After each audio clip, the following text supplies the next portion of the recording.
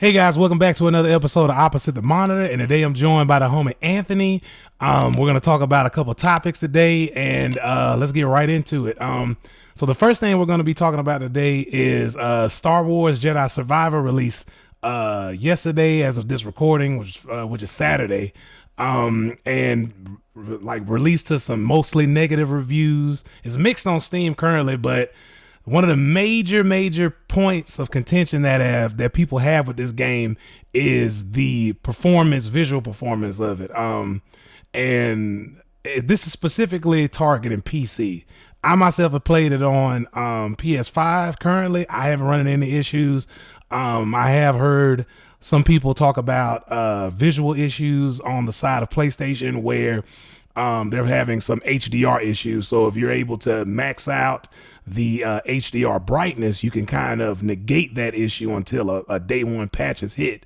Probably at this time when the videos drop, probably on Tuesday, they'll probably already have sent out a patch. I read that a couple of people have already been receiving patches currently. But Anthony, have you played Star Wars Jedi Survivor yet? And if you haven't, or if you have, well, what's your experience like? No, I definitely haven't played the new one yet. I've only experienced the old one. But seeing the reviews on Steam though, it is pretty funny on how kind of broken this game is right now. Yeah, definitely. They, I mean, as of right now, we're going through the Steam reviews, and a lot of people are calling it Star Wars CPU Survivor. It's just, it seems to be, I guess this particular person is having very CPU intensive issues with Overheating. it, overheating, probably frame rate issues. One reviewer said that he has a RTX 4080 i9 13900KF, 32 gigs of RAM, with the latest Win 11 drivers, and he's only getting 30 frames per second, which sounds harsh, extremely harsh on the resources for PC.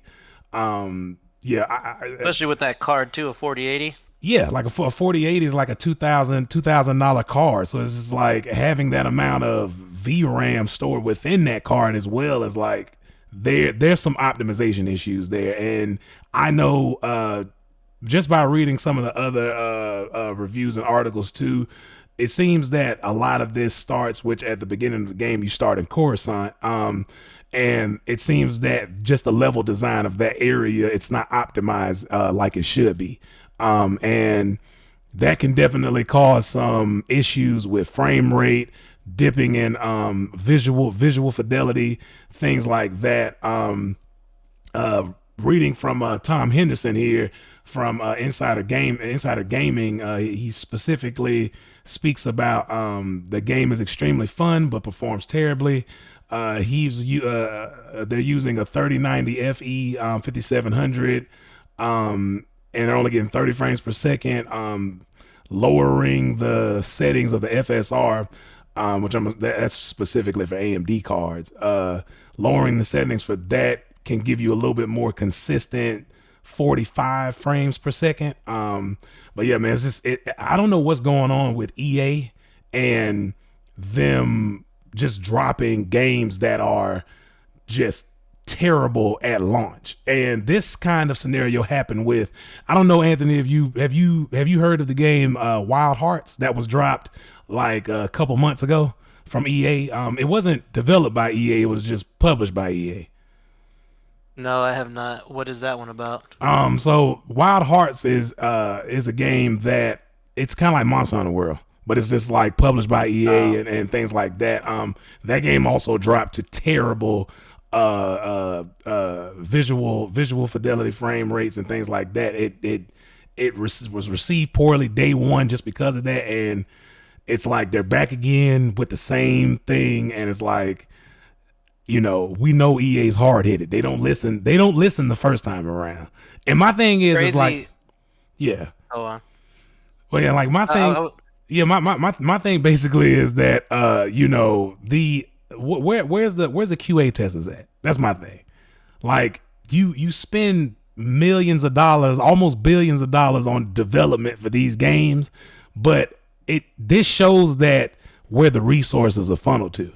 they're not going towards QA testers to be able to test these games before they're released. But yeah, go ahead. What you're about to say with that as well? Yeah, I was literally going to say the same thing. Like, how can such a huge company like EA, millions of dollars, not even have any type of testing, quality assurance, anything like that? Like, I don't understand how you could drop multiple games and it's still a common issue.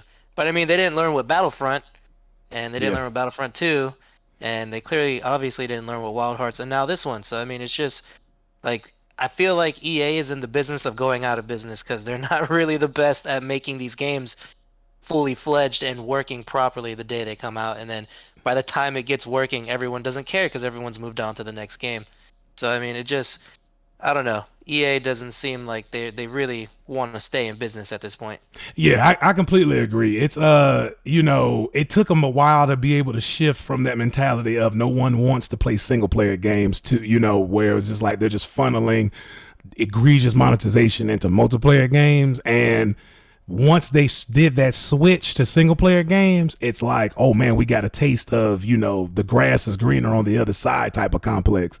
And it's like, maybe we were wrong about this. Now we're dropping single player games. But now that they've had that taste of success with the launch of the original Star Wars Jedi Fallen Order game, it's almost seemingly like, okay, we're going to publish these games or develop these games, but we're not going to do our due diligence in maintaining that image. EA has created a very self-sabotaging image of themselves, and it just seems like, man, like when are you going to get it right? Like when are you going to get on board with other development companies that are just putting out games that are not so buggy, so bad day one? Like you have, I'm pretty sure this game's been in development for about 4 or 5 years at this point now. And it's just like you had this amount of time to QA test at every stage.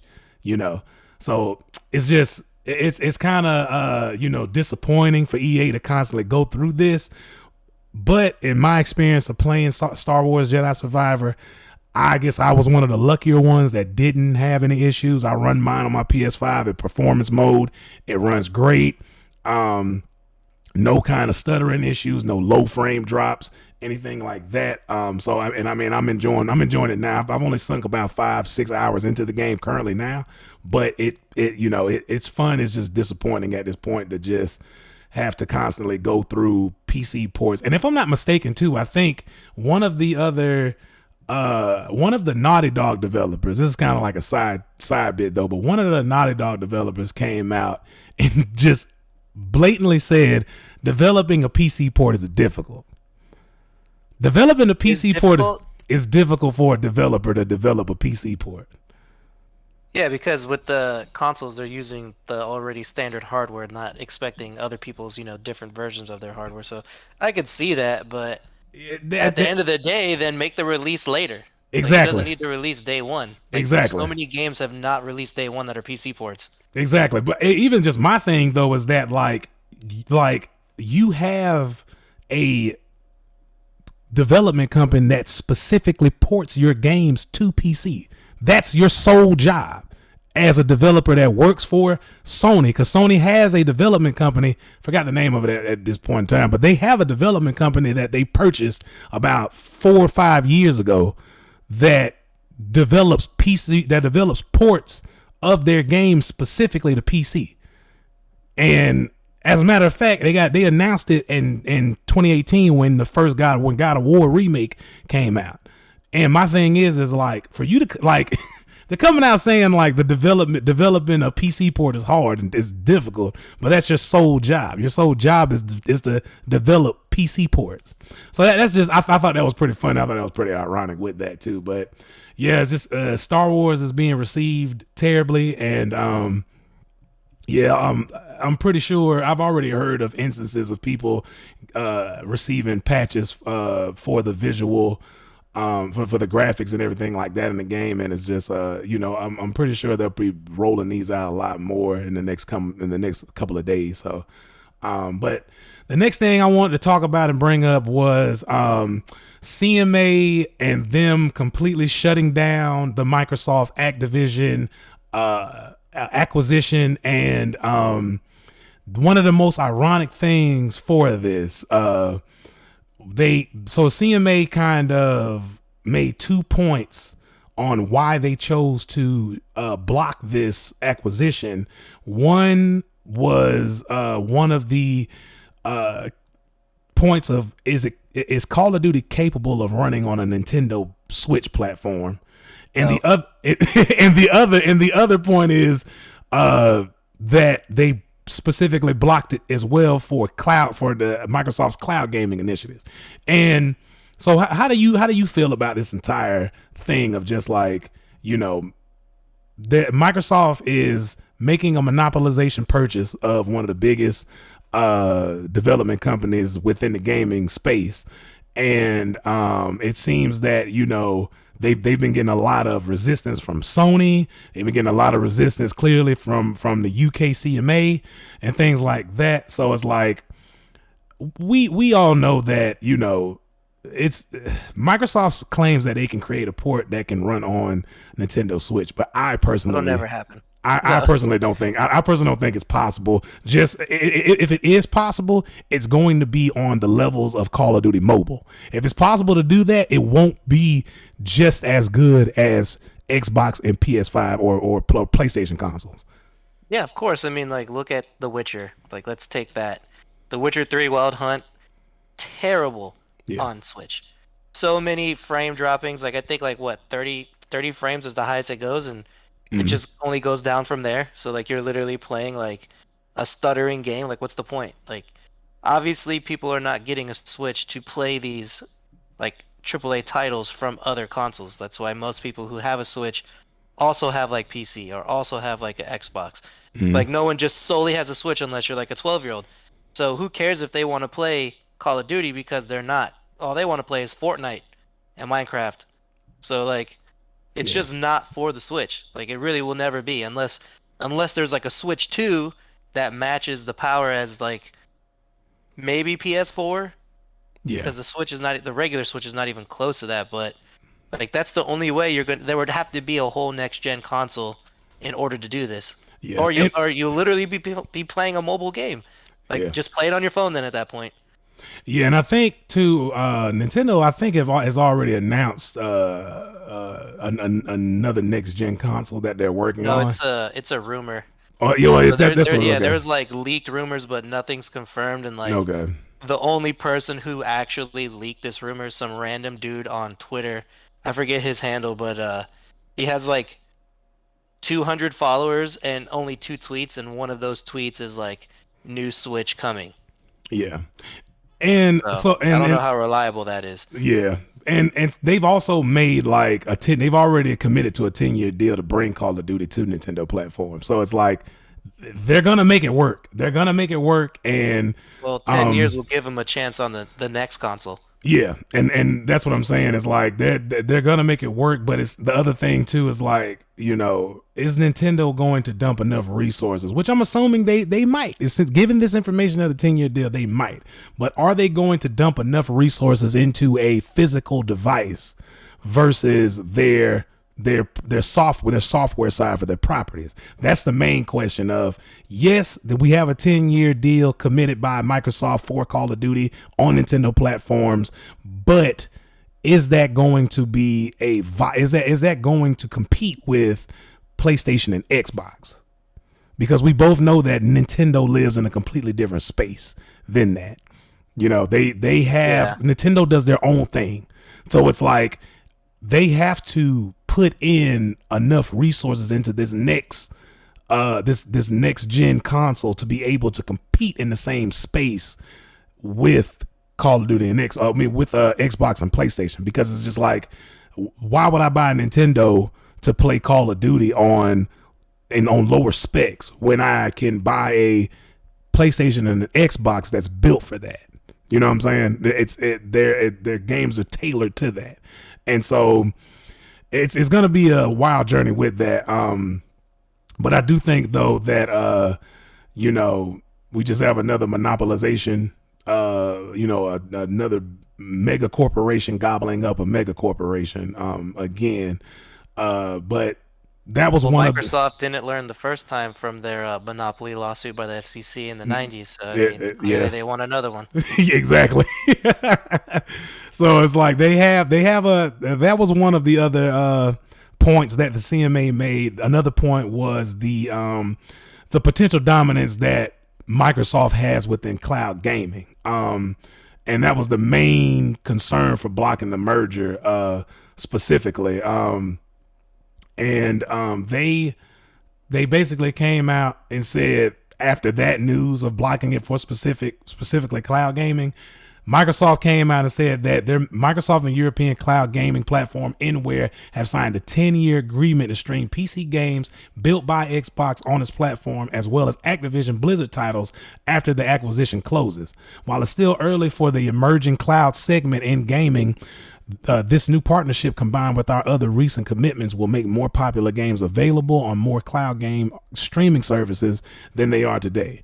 And just how do you feel about this? Microsoft dominating this cloud space, because we did have like Google Stadia, which that fell through, and they just had like their platform just did not was not incentivized for consumers to purchase, really, because you had to rebuy all of the games that you already bought to play the games on that platform, which is counterproductive. Yeah. And it's just like, how do you feel about like Microsoft actually being the dominating force in this space? Because we also want to keep in mind too is that PlayStation, like Sony, also has their PlayStation Now, which is a cloud gaming platform. Yeah, so I mean, it's not Microsoft's fault that they do it better Yeah, than everybody else. Like I was literally going to say, like it again, not Microsoft's fault that Stadia fell through after what, 2 years of existing. yeah, Like you can't try and say like, oh, Microsoft has a dominance on cloud gaming platforms, but it's not like it's weeding out the competition. The competition's weeding out themselves. Like look how established Google is as a company. Like they wouldn't have been able to do cloud gaming better than they did.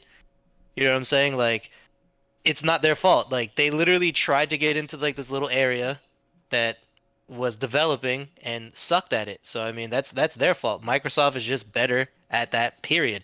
And they've had Xbox Live for a while, which was not Xbox Live, Xbox Game Pass, which was kind of gearing towards the cloud gaming to begin with.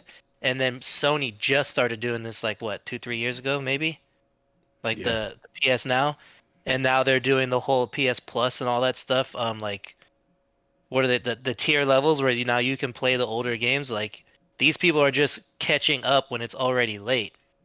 Like you can't win a race when someone's already been running the race and they're miles ahead of you. Like that's not Microsoft's fault. They just saw the way it was going.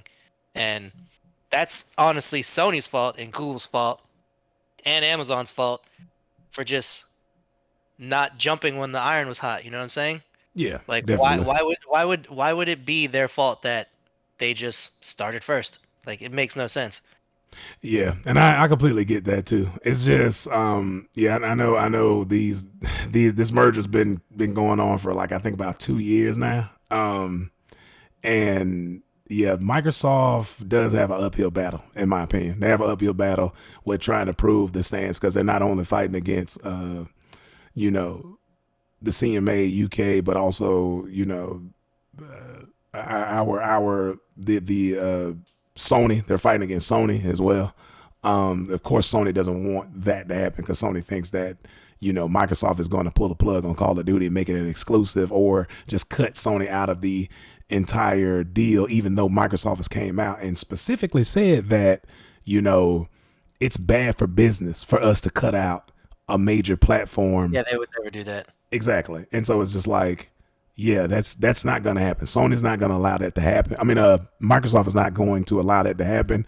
It's smart business to be able to have Call of Duty on as many platforms as possible, which is why they made the 10-year deal with Nintendo in the first place. So I don't know. A lot of people are rooting for Microsoft to be able to, get this, to be able to acquire Activision Blizzard. I think, in my opinion, the main reason why people are excited for this and want this to happen is because they think things are going to change under Microsoft's supervision.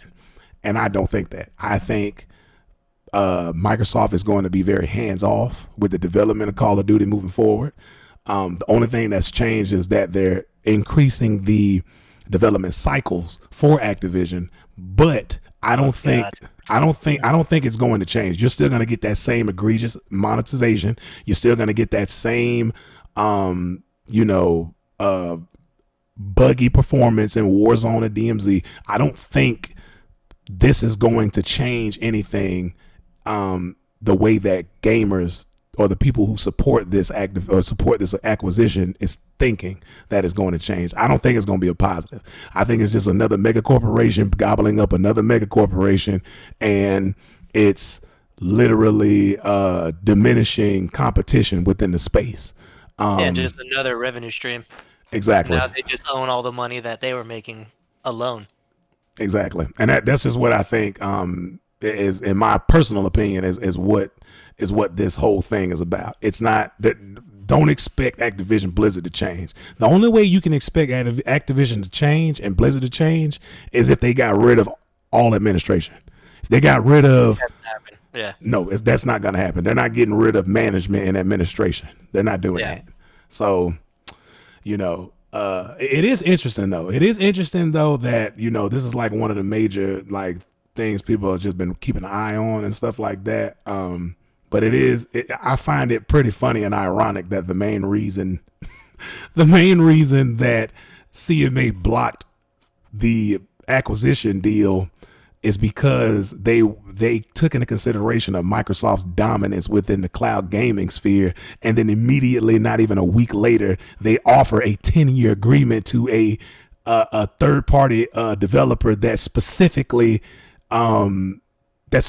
works in cloud gaming, and they're based in Europe. They're a European gaming cloud gaming platform company, which is funny. That's like funny on so many levels. Exactly. That's so funny. It's like a big FU to CMA, in my opinion. It's like, to tell you the truth, I feel like they need to just like mind their damn business. Yeah, I mean, I get that they're there to regulate companies and stuff like that, but like Microsoft is not a European company. If they really wanted to, they could say screw you and pull out, and then not have anything to do with Europe, not anything to do with the UK. Like they really want to deprive like millions of people just because they feel like, oh, you're too good at this. It's like no one's saying there's no room for competition. Just the competition hasn't gotten as good yet. Like you can't expect them to be on Microsoft's level right out the gate. Like, Now, I will say though, to combat that, is that Europe is the second biggest country as far as game sales go. Like outside of the US, UK is, so like even if that scenario was to happen, where it's just like we're pulling all of our cloud gaming everything out of no, I know it would UK. Obviously never happen. Yeah, but if they make it difficult for such a dumb reason, they could literally do it. Yeah, it could. Won't happen, but they could just be like, okay, screw y'all, we're out. Yeah, like, they could. We're not a European-based company. We don't need, to be here. We're here because we're making money. You want to screw us up with that? I mean, if you're gonna sue us for that shit, so I'll just be out. I don't need to get sued because I don't need to be here. Exactly. I agree. I completely agree. All right. So the next topic that I wanted to also bring about was I love the fact that people are voting with their wallets now, and the new $69.99 price tag is negatively affecting PS5 game unit sales, as data suggests. Exactly. I'm so surprised.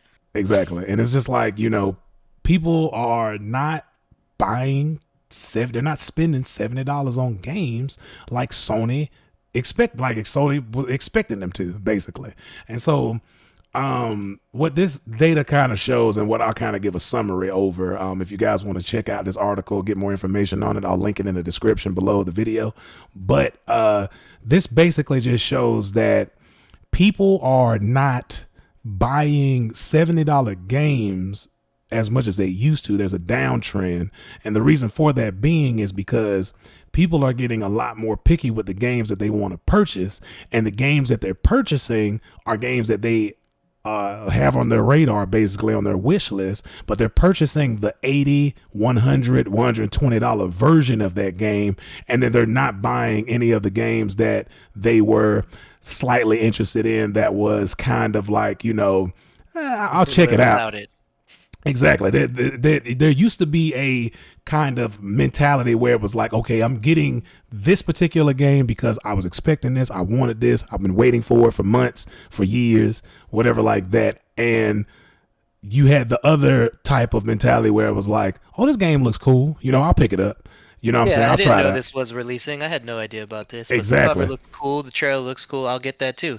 Not for Ex- $70. Now ex- I'll wait for that thing to go on $30 sale. Exactly, and that's the mentality that's being removed out of the space now. Is because no one is like, people are starting to get smarter with their money. People are starting to feel that inflation pinch. Things are getting way more expensive in the world now. And I was like, people are not spending $70 on these games, and Sony is starting to feel that in their pockets now. Good. And I Because there hope was no reason for the $10 increase. no, Absolutely none. no, there is no reason for a $10 increase. And this was a big point. This was a big point that people brought up with when Horizon Forbidden West came out, and it was like, what? Why is this being $70 released at $70 when it's 4K 60? I can play this same 4K 60 on my PS4 Pro. Yeah. But you're charging me $70 for my PS5, and it visually runs the exact same. Yeah, it's literally a PS4 game that they're just like, hey, well, the PS5 is new, so we'll just release it on that. Mm-hmm. I mean, I'm not getting that game until it's free, just like the last one was free like a year after. So I mean, I'm cool with that. Exactly, and that's just another thing too. Is just like, they wanted to have this big like they tried to spin it to make it seem like it was going to benefit the consumer to be able to spend $70 on a game, and it's like, you're going to get these great visual effects. Look at the colors, look at this. We're doing a comparison video between PS4 Pro and PS5, and it's just like, it literally looks the same, like, Because even it is the same at this point. exactly. And even then, it's just like, even with some of the games that we get now on console, where it's just like they have like a quality mode and a performance mode, no one wants to run a game at 4K 30 frames per second, bro. Like, any gamer who plays games on the daily or like on the regular, you can tell the difference between a 60 frames per second and a 30 frames per second and 60 to 120 frames per second. You're going to always pick the refresh rate in frames per second over resolution because it runs smoother, it looks smoother, and things like that. And that's what I think people are just coming to the conclusion of, is just like, I'm not getting a substantial performance boost from spending $70 on this game versus last gen's game. And it's just like, there's what incentive do I get for paying $70 for this game? Or an incomplete game at that, because then they're going to hit you with DLC as well. So there literally is none. There's not one incentive. Exactly. And that's why a lot of people are jumping ship to PC, because like even new release games, like you can find them 40, 50, 45. Get beta releases that eventually will turn into the full game for like 30, 20. So like they're literally going backwards. Like, they want more console sales, they want more game sales, but hiking up the price is definitely not going to do that at all. Especially again with Steam sales and just regular cost of games on Steam, they're not $70. No, and sometimes you can catch a good developer too that will release their game at 50. Like, for instance, Deck 13, they're developing Atlas Fallen, which I reported on last week. Go check out that video that I dropped last week. But Atlas Fallen is a game being developed by Deck 13, AAA game, and it's releasing at $50 on Steam and $60 on PlayStation and Xbox.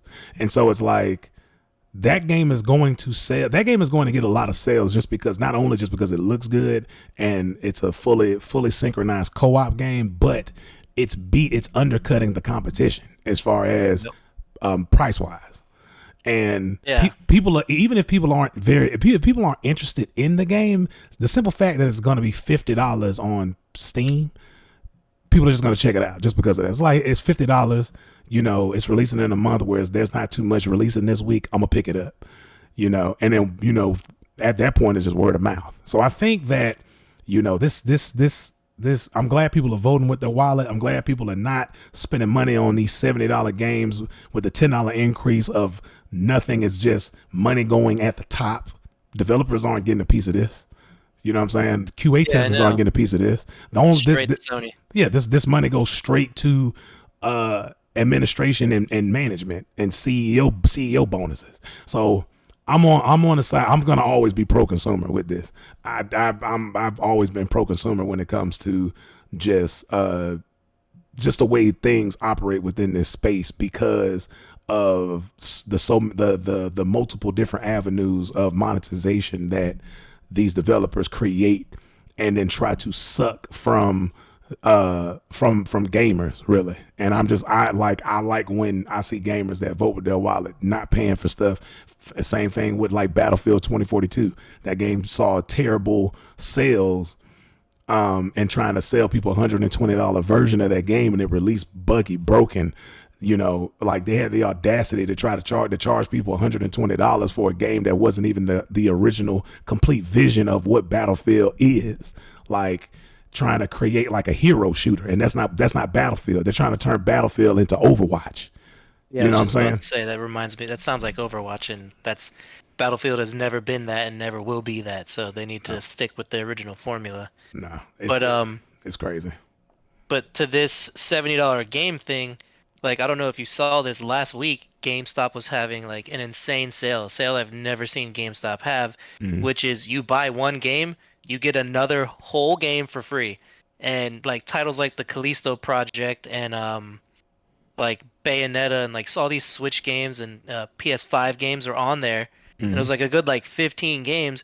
But that's just showing you like remember when the Callisto project was releasing, everyone was so hyped. It's like, oh cool, a new like Dead Space, but like way better graphics.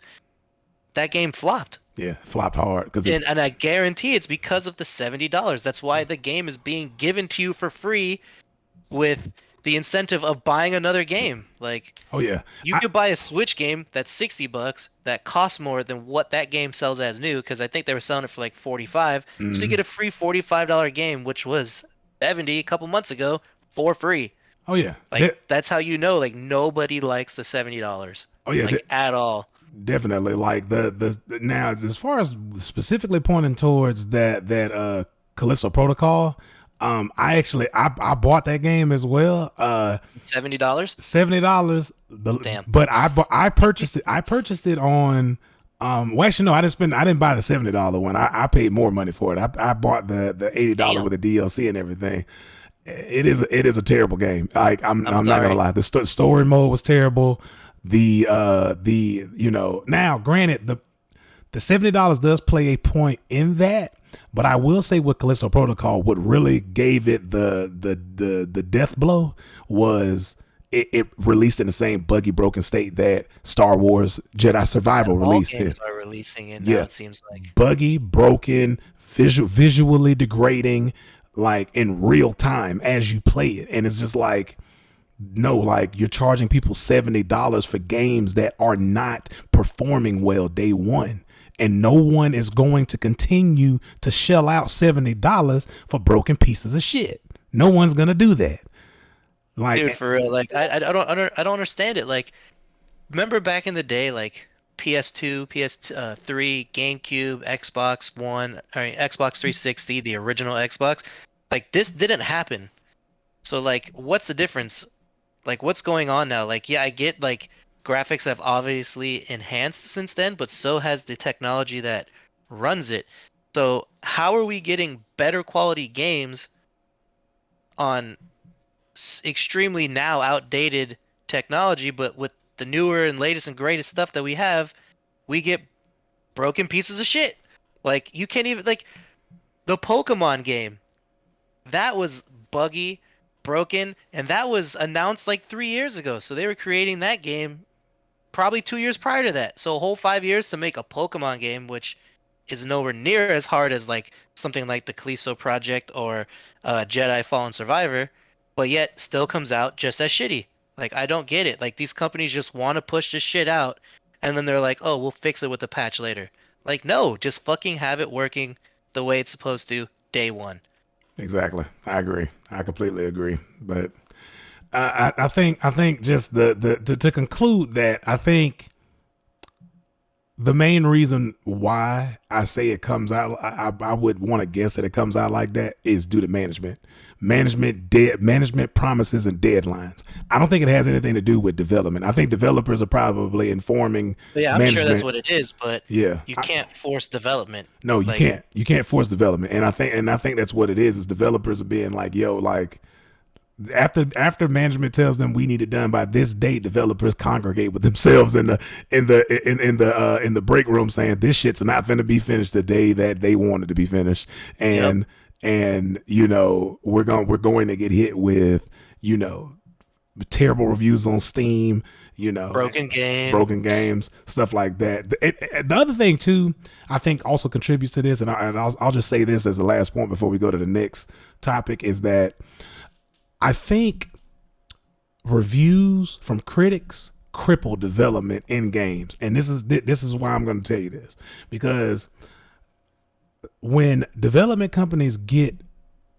Metacritic reviews, get OpenCritic reviews, things like that, IGN reviews it, GameSpot reviews it, these different publications that review the games and stuff like that, and give them high ratings for just a shitty game that was released, they get Yeah, they bonuses. build our anticipation too. Yeah, but they get bonuses though. They get bonuses if the Oh game is yeah. rated high. So my thing is that they spend money on marketing, they spend money on access media, and then once access media has done their job, they manufacture sales with it. Basically, they get people to buy shit that's not good, like the normie gamer that sees that, oh, this is rated like an 86, 88 or whatever, I'll purchase it, I'll see what it is. They're manufacturing sales with, you know Paid good reviews. That's exactly exactly. how it is. They do And the same thing for movies too, and yeah, the movies are super shitty, and yeah, they get like a 98 on Rotten Tomatoes, yeah, fresh. and I think that's contributing to games not having enough time to be, you know, developed. Like that also, plus like that whole mentality of we'll patch it later. It's coming down in the pipeline, and you basically playing an early Yeah, access game. So pretty much a $70 early access game. exactly, and it's just like it's getting a little ridiculous. But that's I'm hoping I'm hoping that this change in sales for these $70 games is going to start hitting Sony's bottom line, It and will, start making because they're changes. losing money on the console to begin with, so it will. Exactly, exactly. All right, Oh, so and one more thing too, like I feel yeah, like we should stop. Like if something's like paid, like a paid critic review, and it's like obviously high for a shitty game, mm, like it should say that it's paid. Like there has to be some sort of regulation to that. Like because at that point it's literally false advertising. exactly, But that's the last I want to say on that. definitely. All right, so the next topic we have is spoilers being dropped for Legend of Zelda Tears of Kingdom. I know you had a lot to say about this, so I'm gonna go ahead and let you, kind of, because I do think spoilers are terrible for fans of the IP in general. Of course. And it's just like, people just leaking stuff on Reddit and all that, but it is the internet. That's how the internet operates. That's just reality. But yeah, I know. Okay. Yeah, I know. Spoilers and a lot of other things that are happening within this. Yeah, so when they're talking about spoilers though, they're literally not talking about like storyline spoilers or like plot twist spoilers or anything like that. It's literally like just normal game mechanic spoilers. Like I don't consider that a spoiler. I don't think literally anybody will. So like the whole fusion aspect, like they touched on that, but just because they didn't go in depth and like some of these Reddit posts and like leaked uh media outlets posting about how in depth the fusion goes, like, oh wow, crazy. Like it doesn't matter. It's an in-game mechanic. That's like oh, now Link can jump. Okay, cool. You know what I'm saying? Like that's just a regular game mechanic. It's not like anything crazy. And also, we still don't know if there's actual dungeons in this one, like old school dungeons, not Breath of the Wild, whatever you want to call those, because those were dungeons. Yeah. But nothing is truly being spoiled, and Nintendo coming around trying to hit people with copyright strikes and threaten lawsuits and all this stuff, like it literally makes no sense. And also like shoulder watching like IGN when they're literally like Nintendo's literally paying IGN to come have people at a showcase for the Breath or the Tears of the Kingdom, and then they're literally shoulder watching them, making sure that they don't go certain areas. Like that, how is that? How are you going to get a true, honest review out of that? Like that doesn't make any sense. Yeah, I think. I mean, just Nintendo has always made a name for just copyright strike and taking down content, especially the YouTube content creators, things like that. I mean, I think recently they've been hitting people with Twitter takedowns too as well. Oh yeah, And yeah, like it's just a name that they've made for themselves that you can only use and get this information from us, which from a company, a corporation standpoint, that helps with mitigating content risk being leaked and stuff like that. You're still gonna get leaks and stuff like that, but it helps a game with this keeping big will everything. always get a leak. Like, Yeah, but but if it's a true leak though, then yeah, I would be upset. Like if I was told like the entire plot of the game before the game even came out, which everyone knows the plot of the game anyways, because it's a Zelda game, it's literally a linear plot every single time. Defeat dungeons, save Zelda, kill Ganon. yeah, Like, oh wow, I just spoiled so much gameplay for everybody. No. But if it's just game mechanic leaks, like that's not a spoiler. Like yeah, like, oh, in the new Pokemon, you can catch Pokemon with Pokeballs. Oh man, you spoiled it for me. No, that's not a spoiler. That's just how the yeah, game is. You know? Like, I don't get it. Like, it literally makes no sense. And the fact that Nintendo's going after like smaller, like singular persons, like on YouTube, a guy has like 15,000 subs on his YouTube. His name is RGT85. He's literally had multiple videos taken down and copyright stricken by YouTube because Nintendo's out here pushing their weight and he's not doing anything. Like there was a video on Reddit that he just talked about and got his whole video copyright stricken, monetized, ban, all that stuff, and had to take it down just because I'm Nintendo and this is not supposed to release this day, even though it's leaked literally everywhere. But since you put it on YouTube and you know how YouTube is, they'll take everything down just 'cause. And it yeah, just like it's not a true leak. It really isn't a true leak because that video is now an actual trailer that you can go watch right now.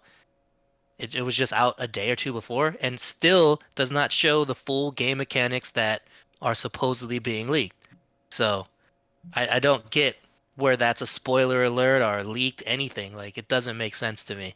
yeah. It's like I said, it comes back down. It comes back to Nintendo's grandiose kind of crackdown on their content. Like they're in the same realm and boat as Rockstar. Like Rockstar cracks down on any kind of content you put on Oh YouTube. yeah. If you're not a big YouTuber, if you're not IGN, if you're not any of these large publications and things like Who's that, paid to do it exactly, they are by the not game companies. they are Yeah. not going to allow you to show their content on your platform or on your page, channel, anything like that. And it's just one of those weird like relationships that these companies have with their consumer base and the access media, really. Well, um see, I love that you brought up Rockstar because I will say this. I am so glad GTA 6 information leaked because it has been almost fucking 15 years on GTA 5 with nothing said about GTA 6. Someone had to do it. I don't know what Rockstar is waiting for. Like seriously, 3 generations of consoles with the same game and all we've had in the interim was Red Dead, which is now dead online. Like I don't get it. What is Rockstar really looking to do here? Like, screw you, release some shit so you keep your fans wanting more. Like, who Yeah, here is still satisfied with playing GTA for the past 15 years? Clearly not even the people playing GTA because they're making these like RPG simulated servers where they do stuff that the game is not even supposed to do now. Like they've literally gone off and made mods and done so much shit to make and change this game to be better because people are literally just starving for content from them and they're just sitting there holding their like I don't know what they're doing. yeah, Okay? I was gonna say something, but again, YouTube, so yeah. I'm keeping it PG a bit. But like, what are they doing? 15 years, and we still have no official anything on GTA 6. Just the fact that hey, it exists. Yeah, If it wasn't for the map leak on Reddit and all the videos of like the model gameplay, like we would know absolutely nothing. yeah, yeah. I completely agree. It's just one of the type of things that they have a name. They built a brand. They built a brand, and they are known for making billion-dollar games that they don't have to rush out. Rockstar has a 15 name. years is super far from a rush right They there. I'll don't tell you they, that they much. don't they don't have to. Oh, I know. They have an audience. They have a name now where it's like GTA 6 is coming.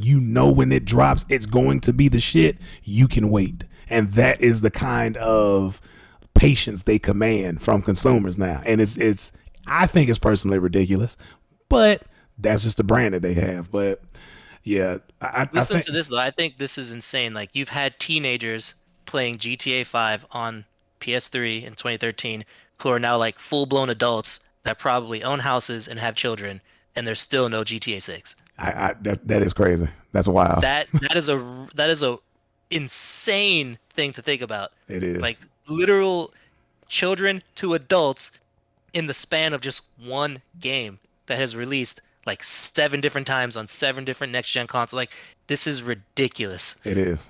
It is. It is ridiculous. But yeah, that's it for today, guys. If you enjoyed the content that was provided to you guys today, make sure you hit that like button, subscribe to the channel, and Turn on that bell. exactly turn that bell on so you never miss a video. And we'll see you guys next week. Peace out, guys.